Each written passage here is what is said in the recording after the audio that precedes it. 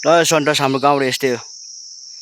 आज हामी रिजर्भ आएको ठाउँ र यस्तै छ गाउँ ठाउँ। यो गाउँ र भएर यो चाहिँ टर्न पर्छ है गाउँहरू। यसरी गर्दै हामी चाहिँ आज रिजर्भमा आएको है। ठाउँ र यस्तै छ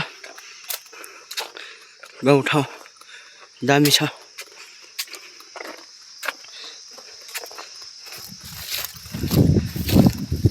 यो देखेको ठाउँ र चाहिँ यस्तो छ है।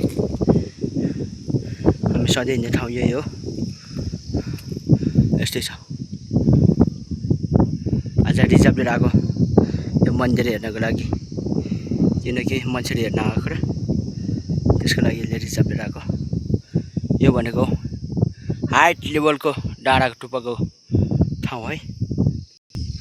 यहाँ चाहिँ मन्दिर कालिका मन्दिर। यहाँ चाहिँ हामीले रिजर्भ लिएर आएँ आजको दिनहरूमा।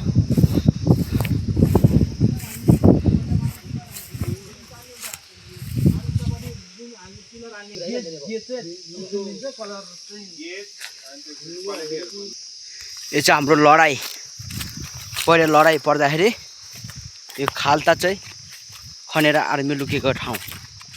यो चाहिँ लडाइँ परेको थियो नि माओवादीको कालीमा, यो चाहिँ त्यो ठाउँ है जुन चाहिँ यहाँ र यो ठाउँदेखि लडाइँ पर्थ्यो। यो भनेको ठाउँ हाम्रो चाहिँ यो चाहिँ आर्मीले खनेर लुक्ने ठाउँ। यो पहिला मतलब के भने यो माओवादीको लडाइँ कराइमा राजा राणातालमा पर्दाखेरि यो चाहिँ हाम्रो लडाइँको खाल्टो है। यस्तो छ। यो पुरा रिङ्गो खाल्टो खन्ने रिङ्गो छ र सन्तोष ठाउँ यस्तो दामी छ है। बवाल छ, रमाइलो छ। यो हाम्रो गाउँको फुटबल खेल्ने ठाउँ। यो चाहिँ फुटबल खेल्ने हो एकदम। यस्तै छ गाउँहरू रिङ्गे घुमेको। मैले सन्तोष टुरी खेल भनेको थिएँ नि, यही हो। हाम्रो चाहिँ बेला बेलामा गेम भइदिन्छ। यो चाहिँ गाउँ है। यो बाटो भइहाल्यो, यो मेन रोड। त्यसको चौर चाहिँ यस्तो छ। यो दारामा आएपछि सबै ठुक देख्छ, एकदम रमाइलो। यस्तो छ चौर। मैले सन्तोष टुरी खेल भन्थेँ नि, हाम्रो घरबाट यो ठाउँ आउनलाई लगभग 2 घन्टा उकालो पर्छ। यस्तो ठाउँ यो।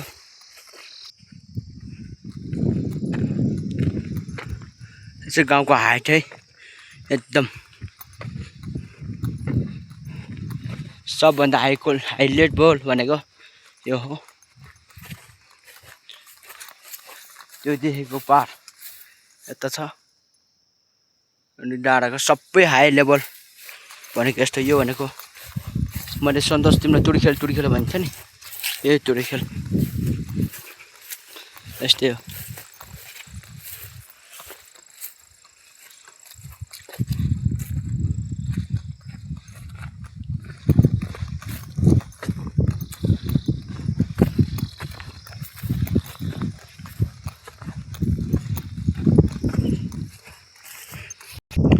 हर दिन चाहिँ हामी यहाँबाट मान्छे उठाएर यो गाउँ हुँदै यस्तो गाउँ हुँदै उठाउँदै यहाँ भयो। यस्तो उठेर हामी यहाँदेखि चाहिँ मुग्लिनपट्टि लाग्छ है। यहाँ चाहिँ हाम्रो चोक छ, त्यसपछि मुग्लिन लाग्छ।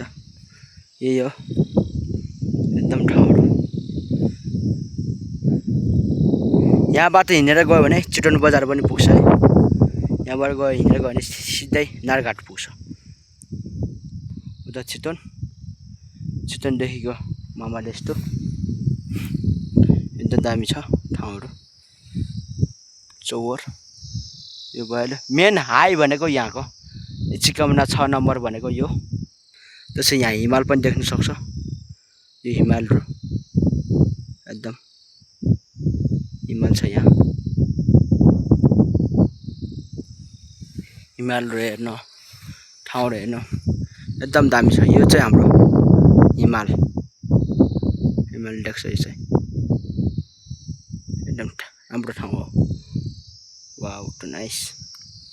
यस्तो हो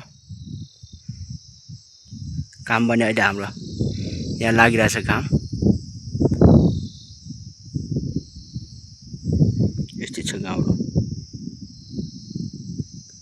यहाँबाट मान्छे उठाउँदै चाहिँ हामी तल जाने हो।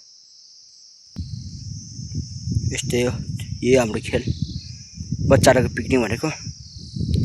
हाम्रो स्कुल 10 को स्कुल भनेको यहाँ छ है। यो चाहिँ हाम्रो 10 को स्कुल 5-6 त तल नै हो। यो चाहिँ 10 को स्कुल गाउँ यस्तै हो। सर र यहाँबाट यस्तो गरेपछि हिमाल देखिन्छ। यहाँबाट हेर्दै हेर्दै हेर्दै अनि सन्तोष कमल सोल्टीको गाउँ चाहिँ यहाँ है। यो देखेछ नि यो मनकामना हो। कमल सोल्टीको गाउँ चाहिँ यहाँ यो स्कुल मुनि पछाडि पर्छ है कमलको गाउँ। जुन यो गाउँ देखेको चाहिँ यो चाहिँ मनकामना हो। यहाँबाट हेरिसक्यो हामी। यस्तै हो।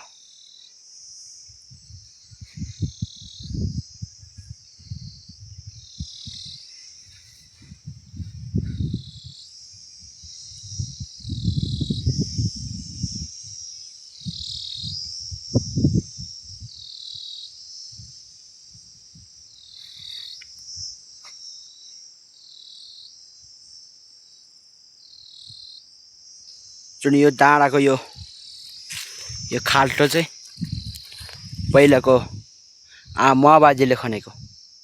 यो खाल्टा भनेको महाबाजेले खनेको।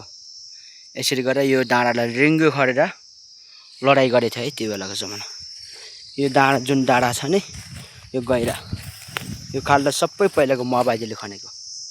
यसरी महाबाजेले खनेर यहाँ चाहिँ लडाइँ गरेको थियो। यसरी गरेर लडाइँ गर्थ्यो।